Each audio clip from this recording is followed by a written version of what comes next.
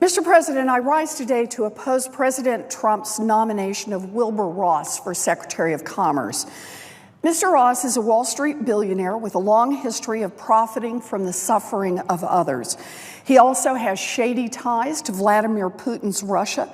That's just his record. And because of that record, I do not have confidence that he will protect the interests of the American people as Secretary of Commerce. This administration's disturbing ties to Russia have been all over the news. Here's what's been publicly reported as of today. Our intelligence agencies have concluded that the Russian government conducted a successful series of cyber attacks against the United States designed to help Donald Trump get elected president. Our intelligence agencies are actively examining a dossier alleging that the Russian government has collected compromising information on President Trump.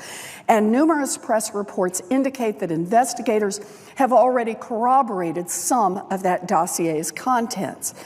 The president's national security advisor resigned in disgrace and is the subject of an FBI counterintelligence investigation for his conversations with the Russian government before the inauguration, conversations that may have been illegal and conversations that he has apparently lied about in public.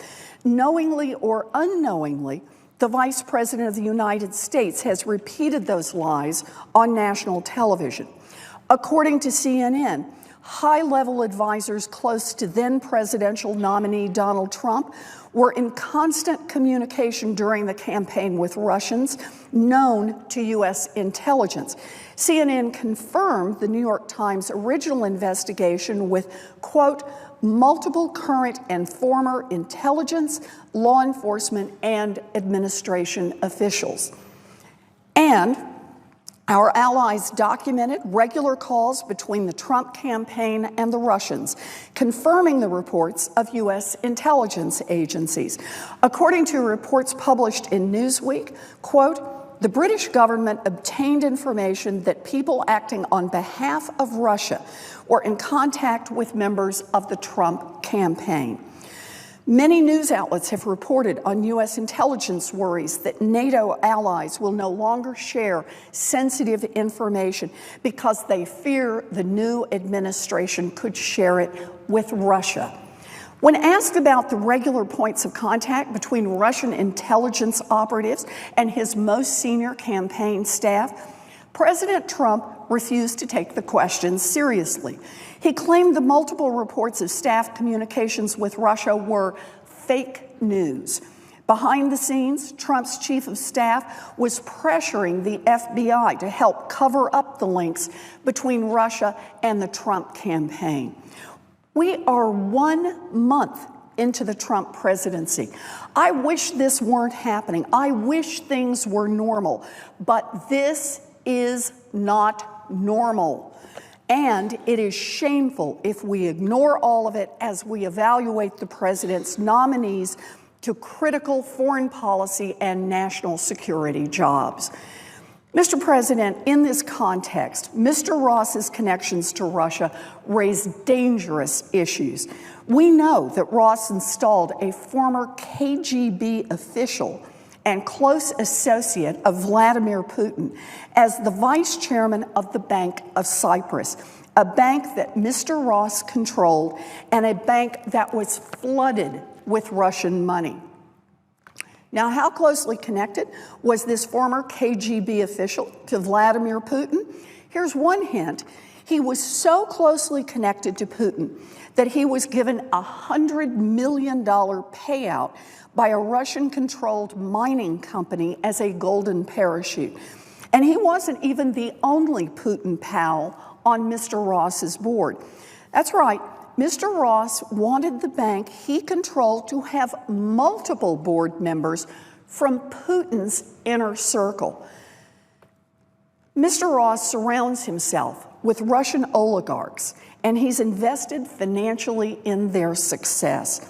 As he explained during his testimony before the Senate Commerce Committee, Mr. Ross has no intention of divesting from Diamond Shipping, a company that operates 33 oil tankers and jointly charters with even more.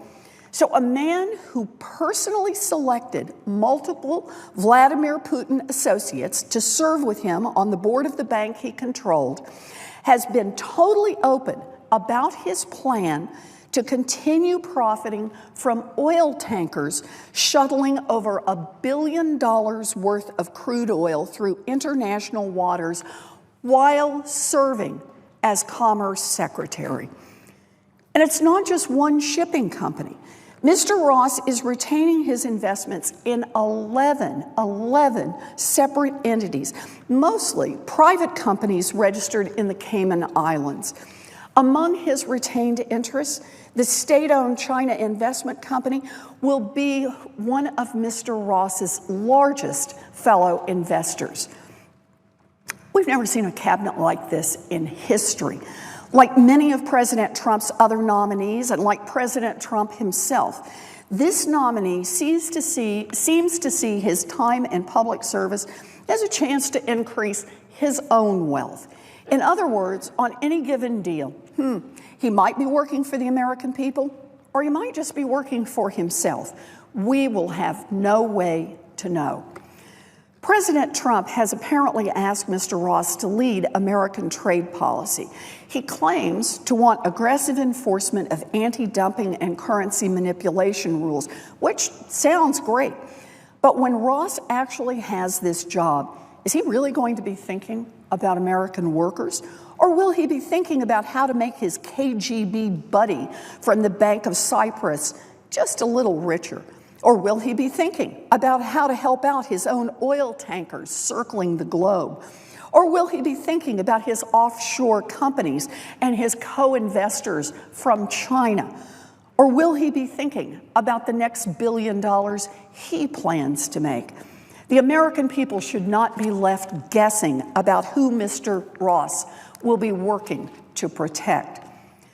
There is significant reason to believe that the President of the United States has substantial financial ties with Russia, but nobody actually knows any of the details because he has failed to reveal his tax returns.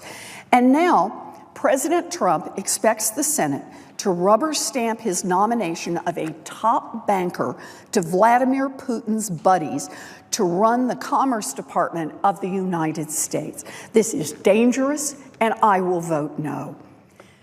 Mr. Ross's financial ties with Russians and his worldwide business deals aren't the only problem with this nomination. He is practically a cartoon stereotype of a Wall Street fat cat with no interest in anyone but himself. Ross ran a secret club of top Wall Street tycoons called Kappa Beta Phi. I'm not making this up. It is actually true.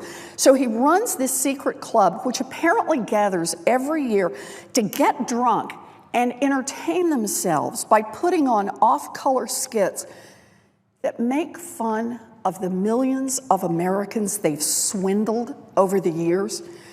And that certainly reflects Mr. Ross's worldview.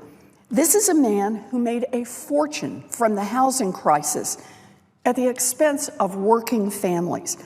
After buying the servicing rights to over $100 billion in subprime loans, Mr. Ross swiftly got to work cheating borrowers out of their homes.